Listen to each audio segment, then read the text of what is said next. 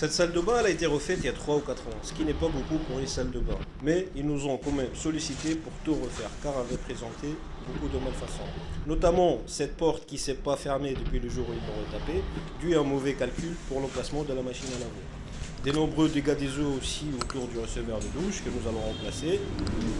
Cette paroi de douche avec une porte poussante gauche pas pratique du tout que nous allons remplacer par une autre coulissante plus confortable pour y accéder à la douche. Les murs qui ont été trop endommagés, la faïence qui a fissuré que nous allons devoir déposer et refaire. Déposer proprement le miroir, le meuble vasque et le sèche-serviette pour les remettre par la suite. Je commence donc par déposer tout l'appareillage sanitaire, neutraliser l'eau chaude et l'eau froide, enlever le mutigeur qui va être aussi remplacé, évacuer ce qui va à la benne, ce qui va à la déchetterie et ranger proprement ce que nous allons devoir remettre. Et j'ai commencé à démolir toute la faïence. On s'est rendu compte que les murs n'étaient pas vraiment en très bon état pour pouvoir recoller notre faïence par-dessus. On a décidé donc de faire un doublage. J'installe mon ballon après avoir vidangé et déposé l'autre ballon et je fais mes modifications nécessaires sur la plomberie. Je fais ça en cuivre et brasure dure, forte. J'avance au fur et à mesure avec mon doublage qui doit être parfaitement collé et parfaitement de niveau. Du même principe où on a rattrapé sur la vidéo précédente, on a rattrapé un sol pour poser du carrelage. Là, on rattrape des murs qui doivent être parfaitement droits et de niveau pour pouvoir poser correctement notre faïence.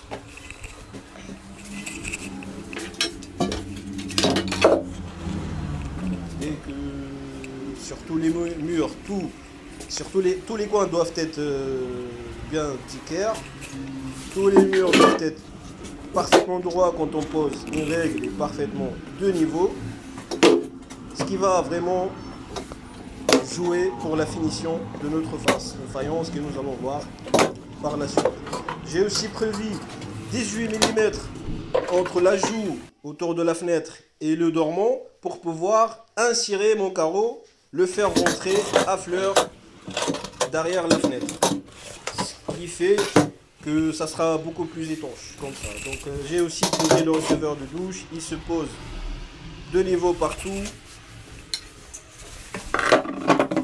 Et les pompes qui vont vers le siphon sont naturellement incorporées dans ce receveur, ce qui est assez pratique. Dans l'autre vidéo, j'ai fait la douche à l'italienne, je l'avais créé moi-même au ciment. Je peux donc commencer à attaquer ma faïence. Je commence par faire mon calpinage. J'ai prévu un carreau entier en bas du plafond, après avoir vérifié le plafond. Je fais ma pose à blanc, je mets le croisillon comme si c'était posé et je rapporte la côte sur mes murs. Donc ce trait-là sera mon départ, me permettant d'arriver avec un carreau entier en bas du plafond. Je me mets ma règle de niveau, mon niveau laser qui me fait une ligne 360 degrés sur tous les murs de la salle de bain. Et j'attaque ma pose. Inutile aussi de vous rappeler qu'on est obligé de faire du double collage sur tous les carreaux ici, car ils dépassent, c'est des carreaux de 30 par 60. Donc on se doit de faire un double collage.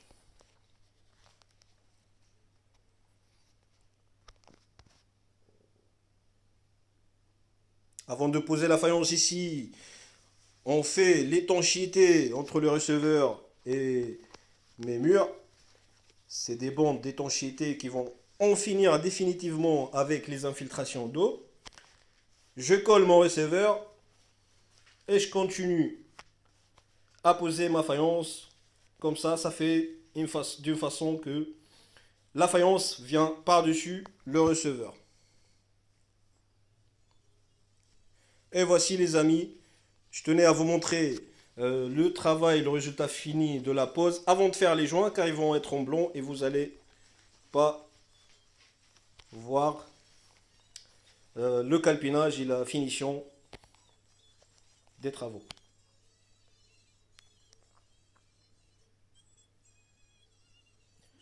Ma faïence à 100% posée, j'attaque mes joints. Donc ils ont opté pour des joints blancs. Les joints sont faits, on peut maintenant finir d'installer le robinet de la machine à laver.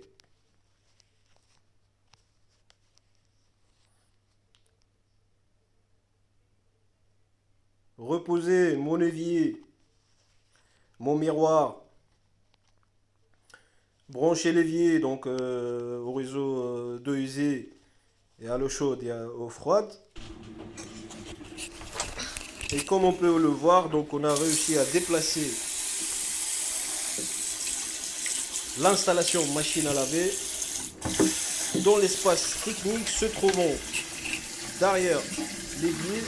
Nous permettons ainsi de gagner 5 cm de profondeur derrière la machine à laver, ce qui, nous allons voir, va permettre de pouvoir fermer la porte. Et puis, ça sera plus pratique d'y accéder pour intervenir, pour refermer l'eau ou autre. Ça évite d'enlever la machine à laver pour intervenir derrière, pour inspecter ou autre. On installe aussi notre paroi de douche porte coulissante.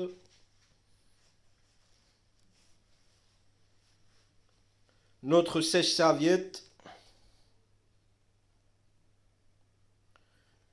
Je mets mon siphon, je nettoie bien mon joint. Les joints entre le receveur et la faïence doivent se faire en joint souple, silicone. Le contour de la fenêtre, le contour de l'évier, du paroi de douche par l'intérieur et l'extérieur.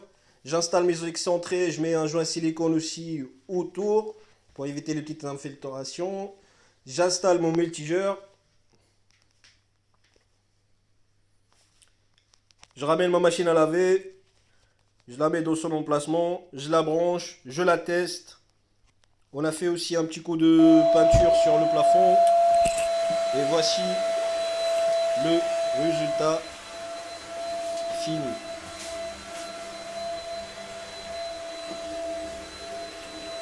Cette serviette solidement posée, je me suis dit que les gens en sortant de la douche vont forcément s'appuyer par-dessus, donc il fallait que ça prenne bien. Notre ballon, un ballon nouvelle génération extra plat, économique, rapide à chauffer et connecté. La porte qu'a fermé 5 mois après. Notre eau chaude, eau froide, en marche.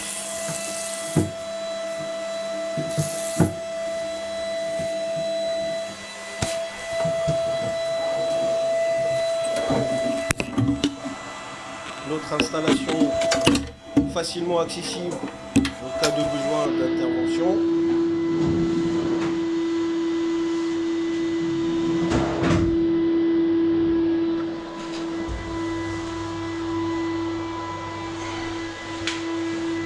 Je fais tourner la machine à laver, un lavage rapide pour être sûr que tout se déroule correctement.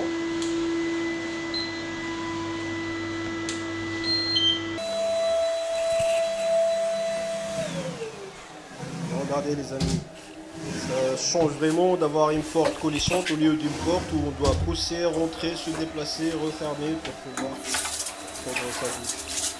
J'ai aspergé de l'eau partout pour voir s'il n'y a pas d'infiltration qui viennent autour de la paroi.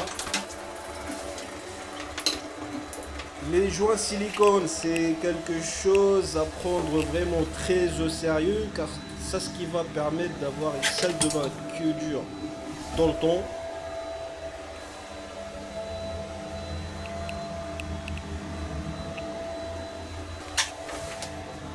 Là, donc les amis, les joints silicone par l'intérieur de la paroi de douche et par l'extérieur aussi. Pas négliger. Tout est parfaitement niveau, tout est parfaitement clair, tout est correctement posé, tout est aligné. Et voici les amis, 10 journées de travail en 10 minutes. Je vous laisse donc commenter et nous dire ce que vous en pensez de cette vidéo. Si elle vous a convaincu, merci d'aimer et abonnez-vous. À la prochaine vidéo, au revoir.